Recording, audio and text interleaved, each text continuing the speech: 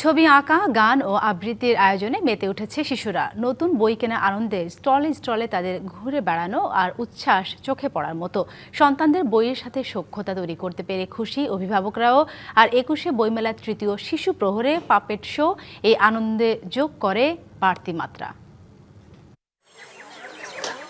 শিশুর রং তুলিতে ফুটে উঠেছে ফুল, পাখি, শহীদ মিনার আর গ্রাম বাংলার চিরায়ত রূপ।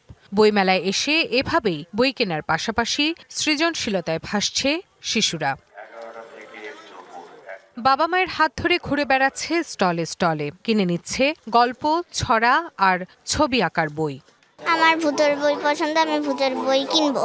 অনেকগুলা বই দেখেছি, ভালো লাগছে, আমি বই কিনবো।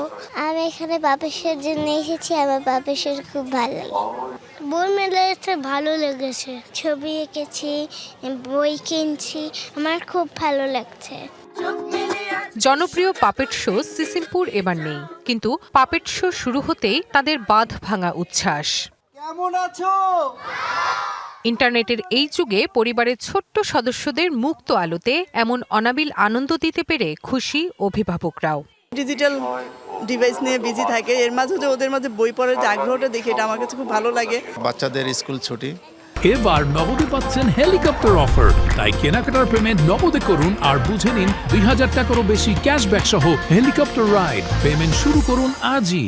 আজকে আমি নিয়ে আসতে পেরেছি, এটা ভালো লাগছে। বাচ্চাদের জন্য অনেক আয়োজন আছে, ওরা পার্টিসিপেট করতেছে, আনন্দ পাচ্ছে।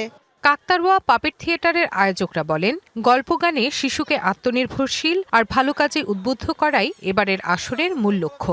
শিশুরা তো একা কিছু করতে পারে না, অভিভাবকরা যদি উদ্বুদ্ধ হবে যে হ্যাঁ আমার সন্তানকে আমি এরকম একটা ক্রিয়ার মধ্যে দিয়ে, অ্যাক্টিভিটিসের মধ্যে দিয়ে এবং ইনোভেটিভ একটি জায়গা দিয়ে যদি তাকে বড় করতে পারি, তারা যদি এর সাথে পাপেটের সাথে তার সখ্য দিয়ে যদি তার মানসিক ডেভেলপমেন্টটা, সেলফ ডেভেলপমেন্টটা হয়, এটাই আমার চেষ্টা। এবারের বইমেলায় শিশুদের জন্য অংশ নিয়েছে ৬৩টি প্রতিষ্ঠানের ১৬০টি unit. Rifat Nova, DBC News, Dhaka.